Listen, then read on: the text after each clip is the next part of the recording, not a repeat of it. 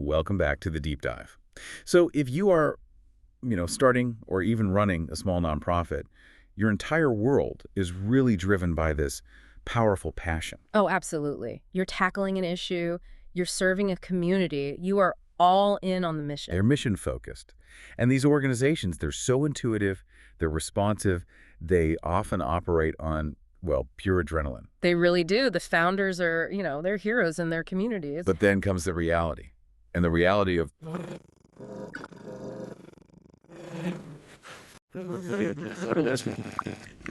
a vast, complicated sea of government regulations and administrative red tape.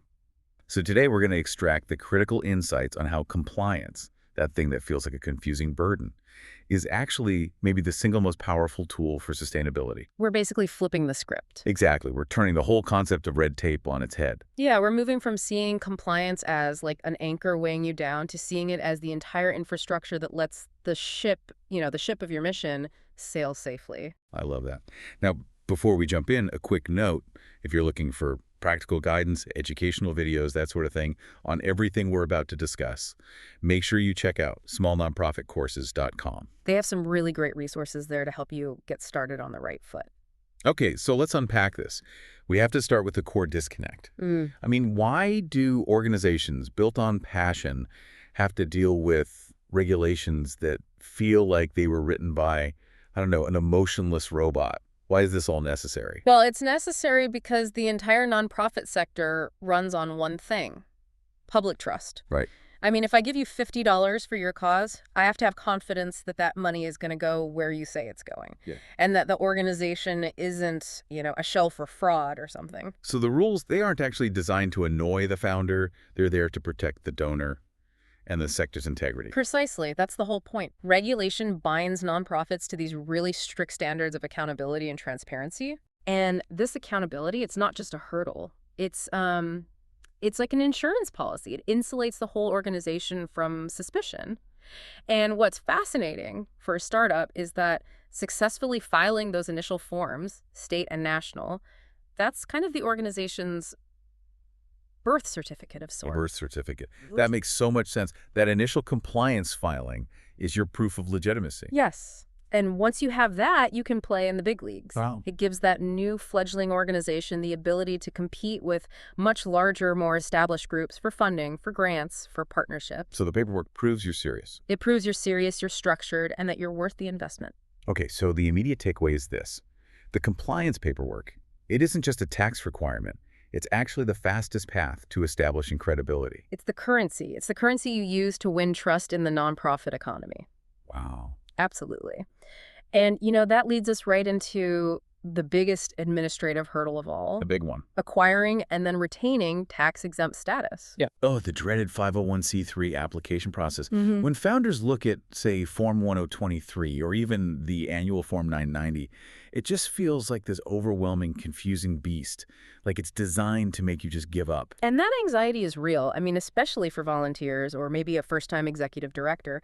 But when you really dive deep into the benefits, you see just how powerful that status is. It's not just about the taxes. It's not just about avoiding corporate income tax, though. I mean, that's huge for stretching limited resources. The fundamental benefit is the ability to offer tax deductibility for charitable gifts. Which is the engine of donor development. I mean, especially for major donors who are often looking for that incentive. It is. But here's where we find one of those really critical, surprising insights. The annual Form 990, it's not just a tax document. Okay. It is a powerful marketing and transparency tool because it's publicly available. Foundations, major donors, they use it as a first-pass audit of your operations, your mission, your financial health. So a good 990 builds credibility. Instantly. A well-filed, clear 990 builds instant credibility, way beyond just satisfying the IRS. I honestly had not thought of it that way. The compliance document itself becomes a statement of your capability. Exactly. Okay, but let's talk practicalities of that initial filing. The sources suggest there's a really common, preventable mistake organizations make when applying for 501c status. What is it? It often just boils down to structural confusion and rushing. Or rushing. Yeah. Founders sometimes fail to clearly articulate the difference between their mission and their activities, which is a key distinction for the IRS. Also, and this is a big one, a lot of small startups might try to use a short form, the 1023EZ, when they really shouldn't. Okay, so what's the practical difference there for someone listening? Well, the 1023EZ is simpler, sure, but it's only available for organizations that project very low gross receipts. We're talking typically under $50,000 a year. I see. So if you plan to grow quickly, or if your structure is even a little bit complex, the full 1023 requires way more detail, but it ensures you're set up correctly from day one. And getting that wrong can be a disaster. Getting it wrong or rushing those definitions, it invites delays, scrutiny, and that can just cripple a startup's momentum. Right, because that delay in getting your tax-exempt status means you can't offer deductibility. And that stops major fundraising dead in its tracks. So getting it right the first time is absolutely crucial to your financial well-being. Absolutely. And I imagine retaining that status requires constant work. Ongoing compliance. You can't ignore it. If you ignore things like proper reporting or you accidentally engage in prohibited activities like too much lobbying or political campaigning, you can face devastating legal challenges, fines, all of which immediately deplete those precious, hard-earned resources. But so compliance prevents expensive distractions. It does. Which, this feels like a bigger kind of philosophical shift. How so? Well, compliance isn't just a chore to be completed. It's a pathway to sustainability and impact. That is the essential message we're getting here. But it can't just be like an annual checklist that one board member handles, right? No, not at all. The discussion really emphasizes that the most successful small nonprofits build an authentic culture of compliance. And that has to permeate the entire organization from the ground up. A culture, not just a policy. I like that. But how does a small team, maybe just, 3 or 4 people and a dozen volunteers, how do you actually instill that kind of culture? The sources outline 3 pillars. The first, and I would argue the most important, is education. Okay. You have to educate every single team, member, staff, board, volunteers on the why of regulation, not just the what. Can you give me an example of how that education actually changes behavior? Sure. Think about fundraising. So a donor gives you money, and they explicitly restrict it for a specific program, let's say a new roof. Okay, restricted gift. Right. That money is legally restricted. Now, if a volunteer processes that check incorrectly, or if the bookkeeping doesn't flag it as restricted, and the organization accidentally spends it on just general operating costs, That's non-compliance. a serious case of it.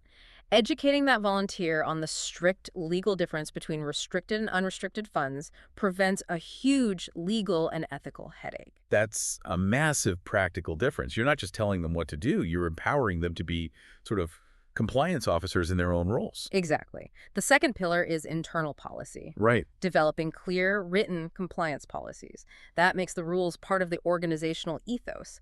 Things like conflict of interest policies, whistleblower protections, these need to be formalized, signed by everyone. And the third pillar, which I think should excite any modern founder, is efficiency. Yes, leveraging technology to streamline all this. We're talking about using good bookkeeping software to automate the tracking of gift deductibility or using standardized templates for tax receipts. So you're not wasting precious time on manual tasks. You shouldn't be. Free up that time for mission-critical work. The result of building this culture seems really powerful. It creates sustainable growth. By climbing over those compliance hurdles early on, the organization builds this internal competence, goodwill, confidence. And that gives founders and board members something that is so often lacking in startups. Peace of mind. Peace of mind. It allows them to focus entirely on the mission. Okay, here's where it gets really tangible, because we have to look at the huge range of specific tasks a startup faces once they accept that, okay, compliance is infrastructure. So let's look at the broad areas needed for success, starting at the very beginning, formation and governance. Governance, it's the whole stage. You Yeah. have to nail the foundational documents. And for our listeners, it's so crucial to understand the functional difference between your articles of incorporation and your nonprofit bylaws. Okay, give us the quick distinction. Think of it this way. The articles of incorporation are filed with the state to legally create the entity. They are your public-facing sort of constitutional document. The bylaws, however, they are the organization's internal operating rules. Rule book. The rule book. They define how the board is structured, how often you meet, the process for removing officers. They have to be drafted really carefully to meet IRS criteria. Got it. So once that internal structure is set, we get back to those key paperwork decisions like the 501c3.